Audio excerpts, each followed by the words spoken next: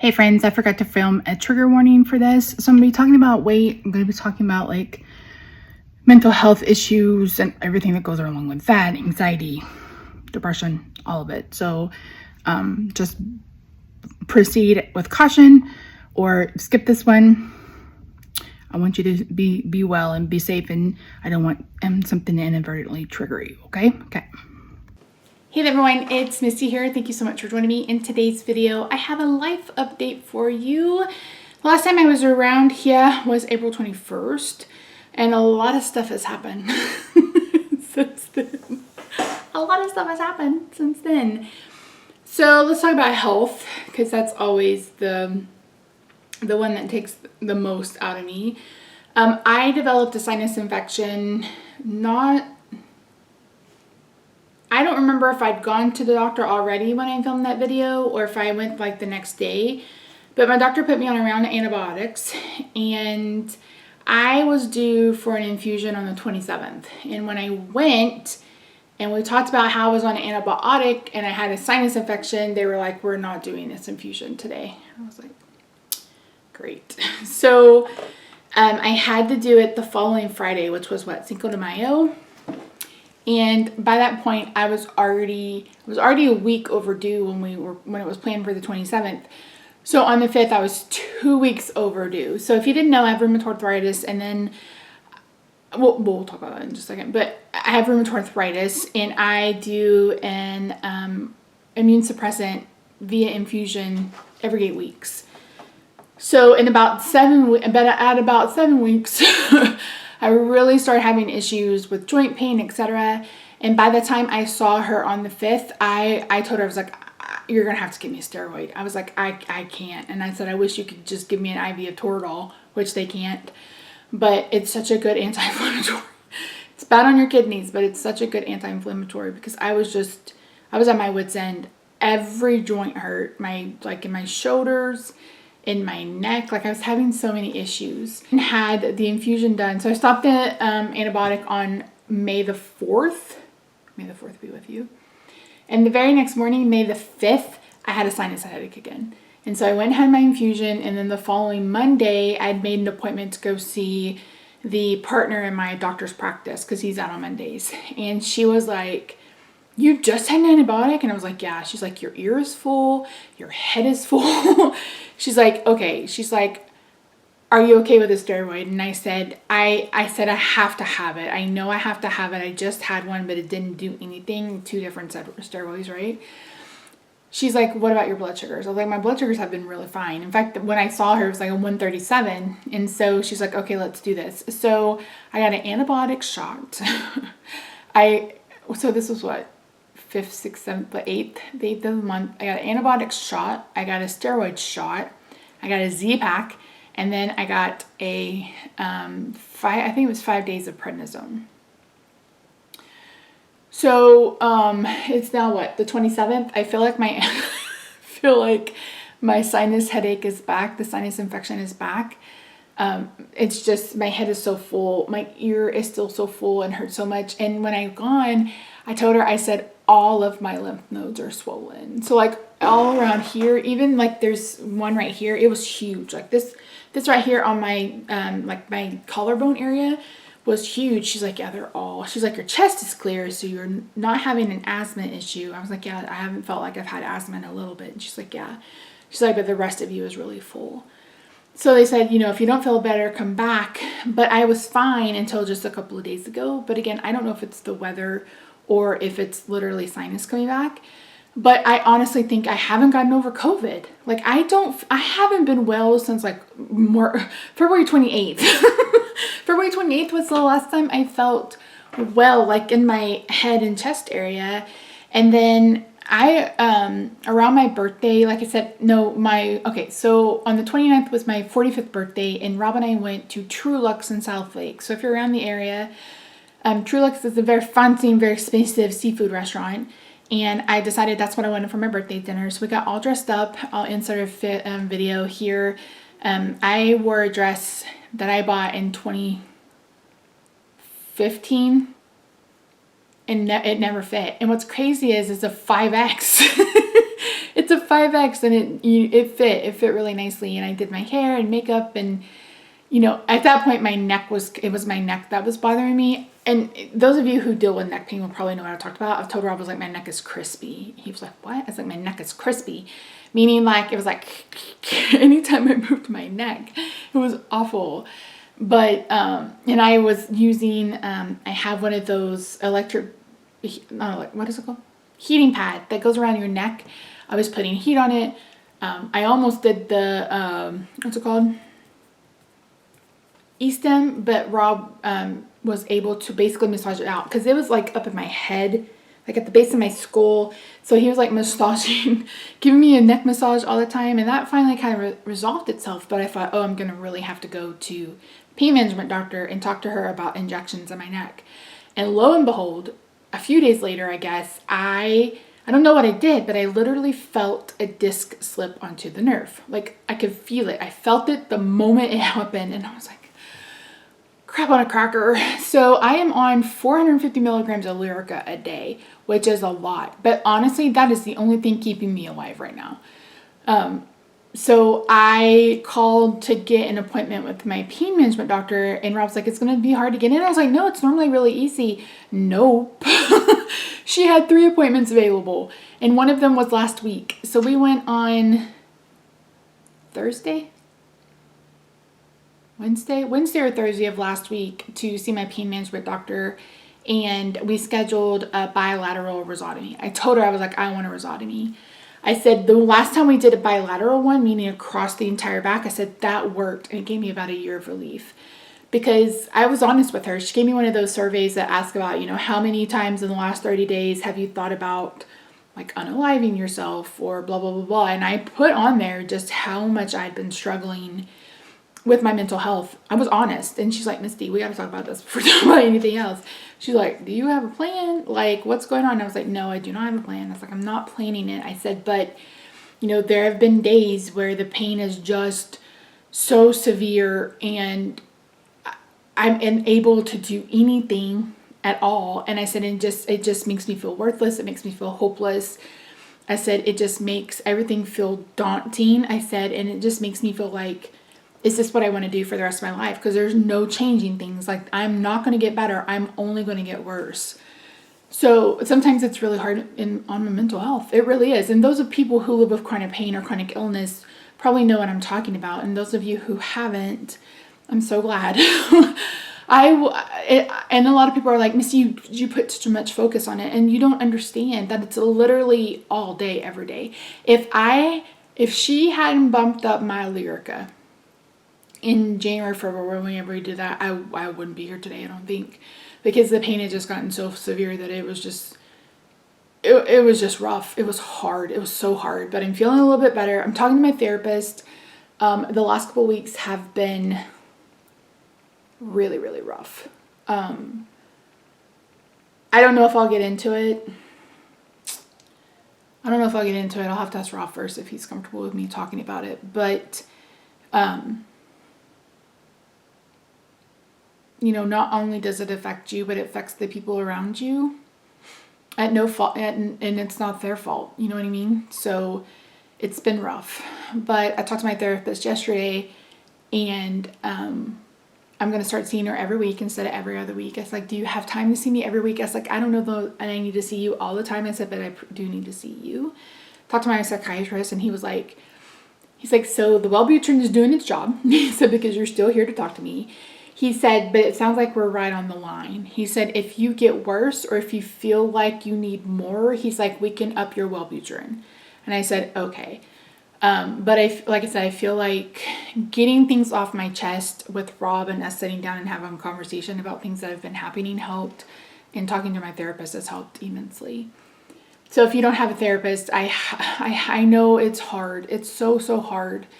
And I see mine through Zoom. She's in Corpus Christi, but I just highly, I would not be here if I didn't have a therapist, and that's just the God's honest truth.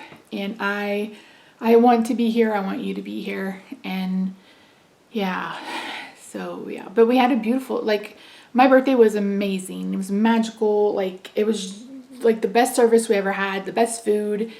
We had the truffle fries, we had lobster mashed potatoes, so good. And then I had some crab claws, and then we had dessert. Like, that was an off day for sure. My weight has been up and down, and that's one of the things we talked about yesterday. I saw her yesterday. I was like, I said, this is why I hate setting number goals, because the weight doesn't tell all the story, but the weight is, and the numbers are what most people focus on. And, you know, no one cares that I've dropped a pant size. They only care that I've gone up in weight. So I have decided to take that off the table. I am taking the weight loss goal off, the number goal off the table. Yeah, I'm taking it off the table. We talked a lot yesterday about it, and I was just like, I feel like that's a mental barrier for me. Like, I've set this arbitrary number because that's when I want to have back surgery. Like, I want to be at least 100 pounds lighter when I have back surgery. But at the same time, I feel like subconsciously, I don't want to have back surgery. So I'm kind of self-sabotaging. I don't know if that makes any sense, but it feels like that's what's happening. So I told her yesterday, I was like, I really feel like I want to take that away, and I just want to go back. Because at the beginning of the year, I was setting like 3 goals a month, and I was taking care of things, and that felt manageable, and that felt reasonable. So I think I'm going to start that again.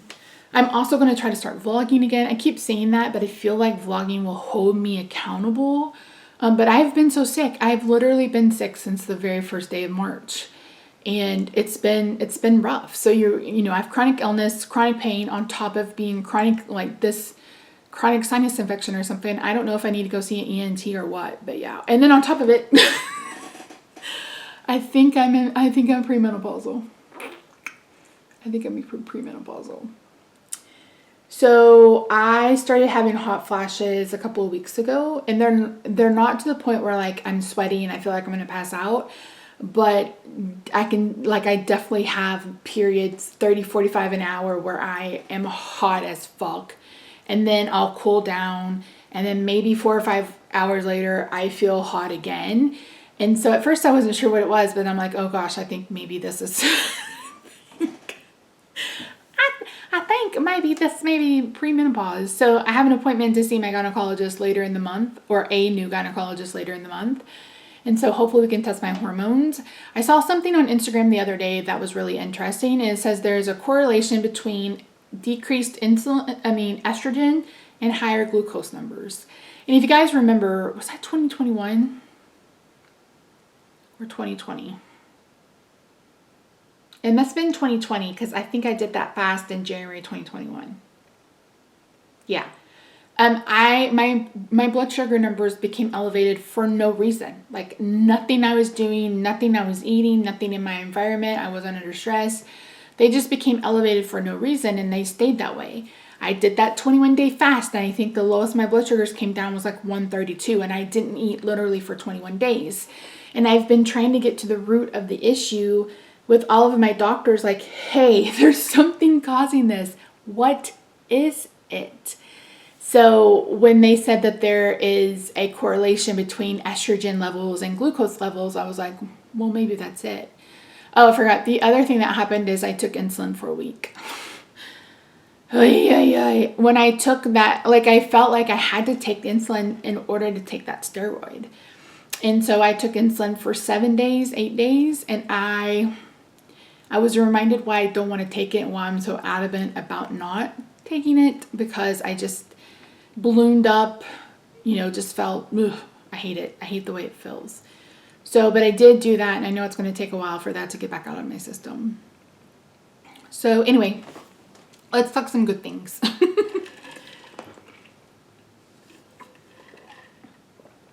I love my therapist. She's amazing. I love my pain management doctor. She's amazing. So I have a bilateral rhizotomy scheduled for the 16th. So, I need to see when my gynecologist appointment is, because there's no way I'm going to be able to move to get on a table after having that done.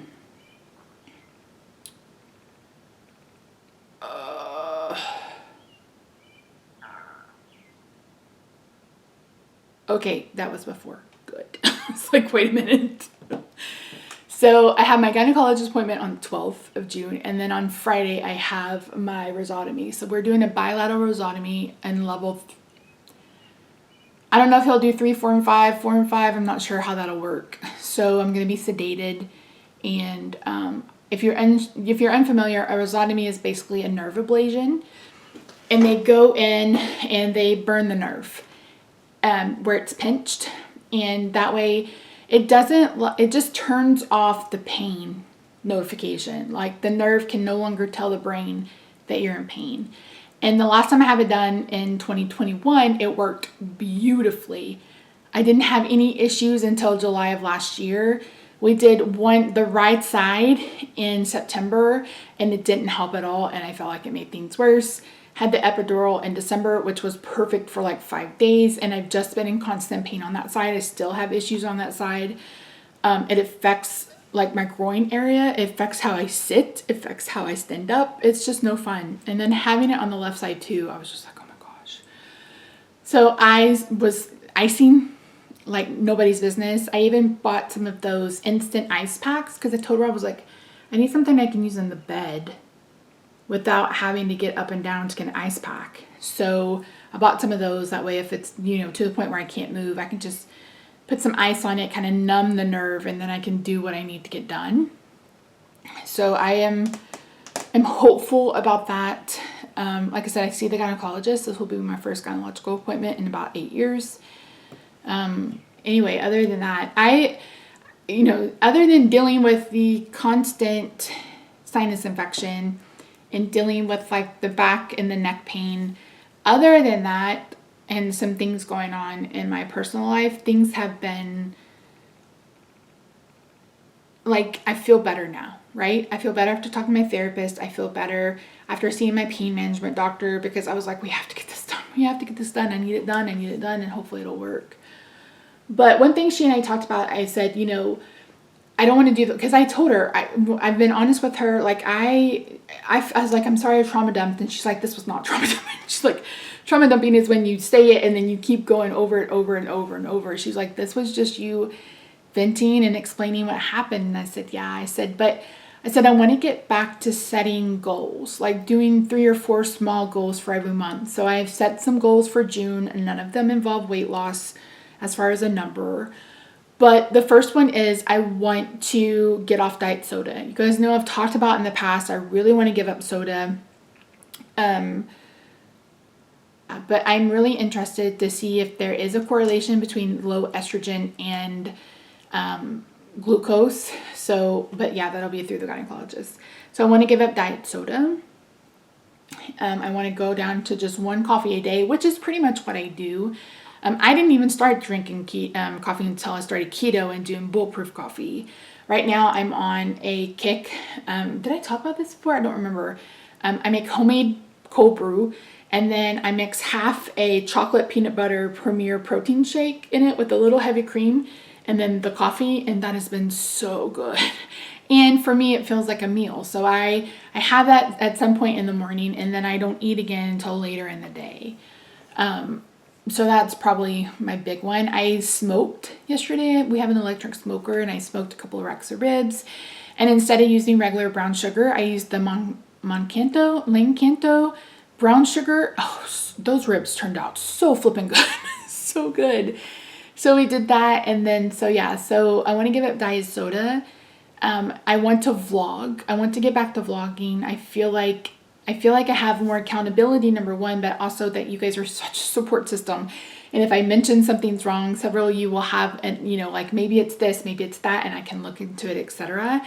And I just miss talking to you guys in the comments and just, I don't know. I just feel like I need to be around like-minded people, and you guys are my people, even though I've been pretty hit or miss here. Another thing that I want to do for June is I have felt this pull toward like spirituality, not Christianity, not like Jesus, devil, God, hell, etc. Like spirituality and intuition and just really like I've just been called to that. Like I just feel this pull and this push to start exploring, like just really tuning into my intuition and tuning into my spirituality, turning into like guides and angels and all of that. So I bought a tarot deck. I haven't opened it yet because I'm like, oh, this is a big step. But I bought a tarot deck and I bought a tarot journal.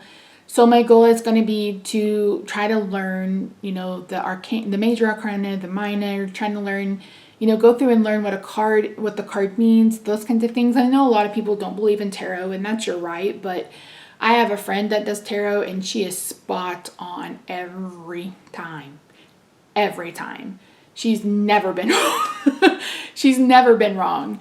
And I'm not doing it so I know my future or blah, blah, blah, blah. I just want to, again, I just felt this pull towards spirituality and intuition and exploring that side of me. I told my doctor about I've had several psychic dreams. The first one was in 1999. I had a dream my uncle died, and he died like 3 weeks later.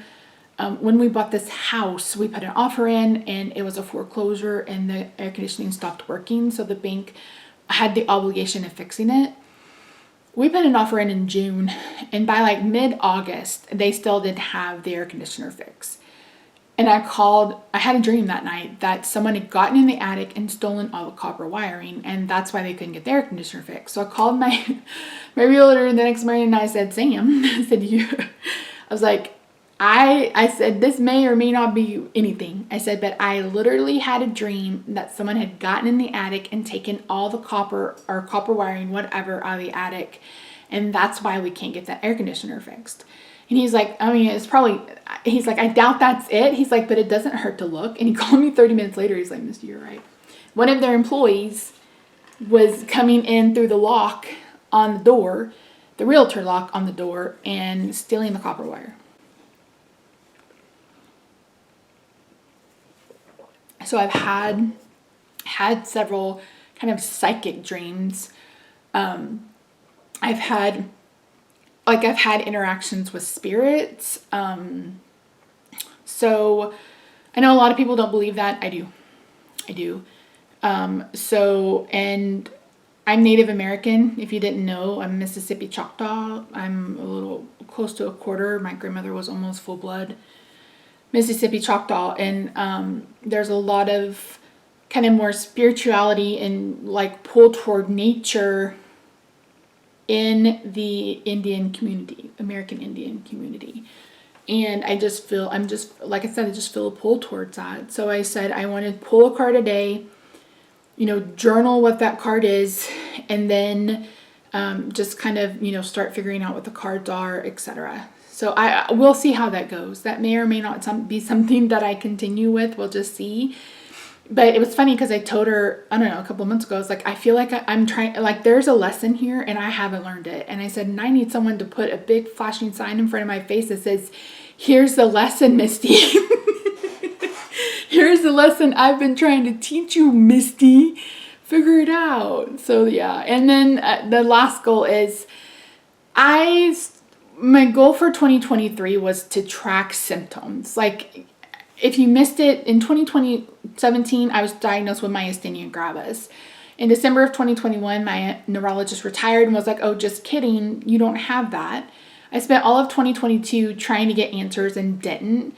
So in 2023, my goal was to track my symptoms. I wanted to track brain fog. I wanted to track my sleeping patterns, anxiety, my mood, blood sugar, all sorts of things. Like I bought a ton of trackers. I got my planner all set up and I ain't done nothing with it.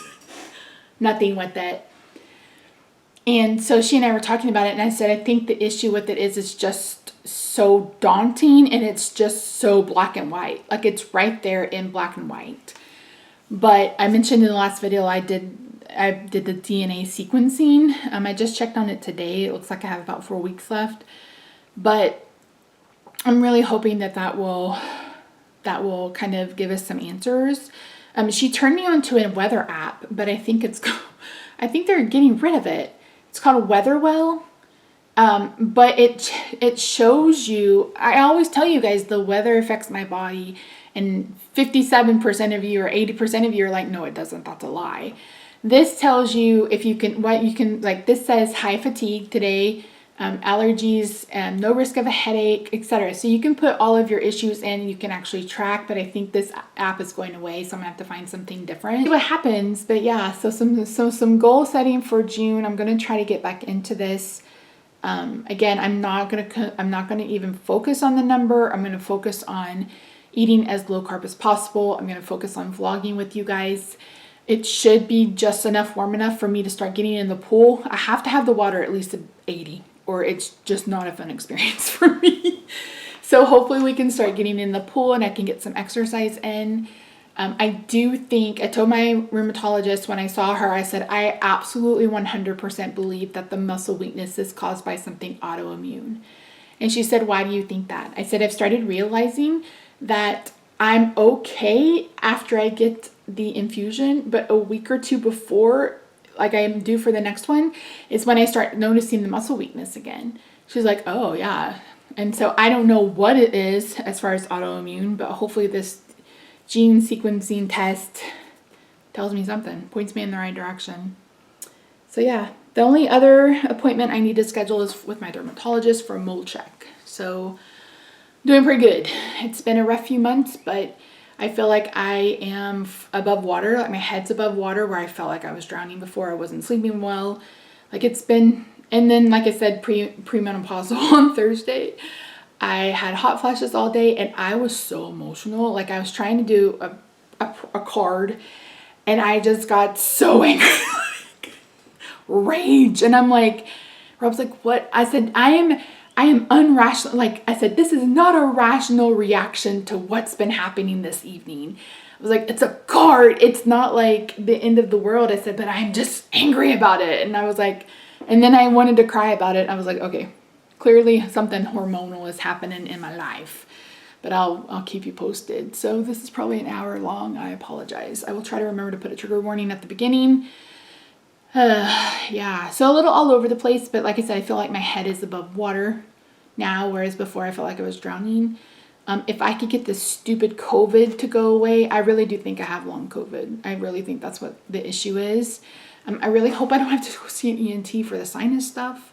I've thought about buying a Navage or something, but I don't know. So we'll have to wait and see. But anywho, that's it. Thank you so much for joining me. I really do appreciate you. If you are in the US and are celebrating Memorial Day at the lake or something, please be careful. Be safe, etc. No drinking and driving, no drinking and boating. We need you around. So yeah. Anyway, that's it, guys. Oy vey, oy vey. Like I said, I'm excited. I'm ready for the rhizotomy. I hope it works like it did the last time. And I talked to her about what the spine doctor said, and she was like, "What did he say?" I was like, "He literally said I need a laminectomy right under where I had the last one." But I told her, I was like, the more I think about it, I'm like, I don't want to have a laminectomy every 2 years. What do we need to do to make it permanent? So I don't have to go under the knife so often. So I'm going to talk to him again about a fusion. We talked about it before, especially since I've been having so much pain in my SI joint. And that's what she said. She's like, the last I heard, I'd scheduled you for an injection in your SI joint. And I said, you did. But then I got COVID. And then the neck started bothering me. I said, then the lower back started bothering me. I said, but we've got to fix the lower back. I said, because with my neck, I can keep my neck like this and I don't have any issues. It's when I start bending it or turning it where it really starts to bother me. I said, I can keep my head straight. I was like, but I have to sit. Like, it hurts when I sit. It hurts when I stand. It hurts when I walk. It hurts when I'm lying down. So it's like, we have to fix the lower back first. And it's really I want to push off back surgery as long as I can because I just don't want to. I don't want it. I really, really don't want it. I don't want it.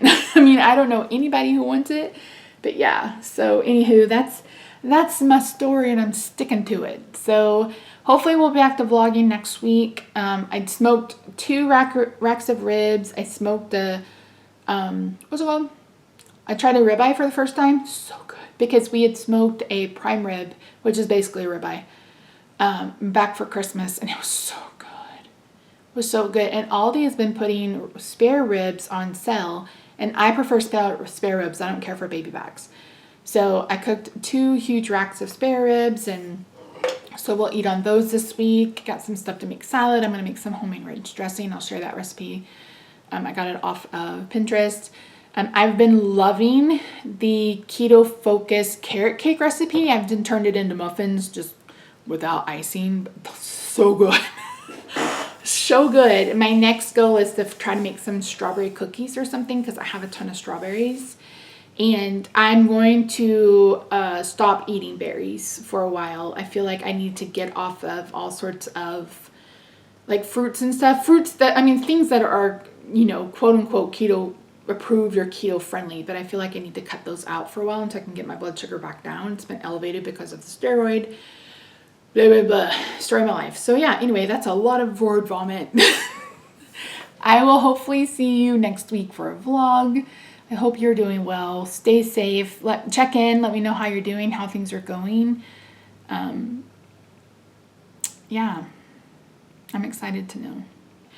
I love your faces. I'll see you in my next video. Bye, guys.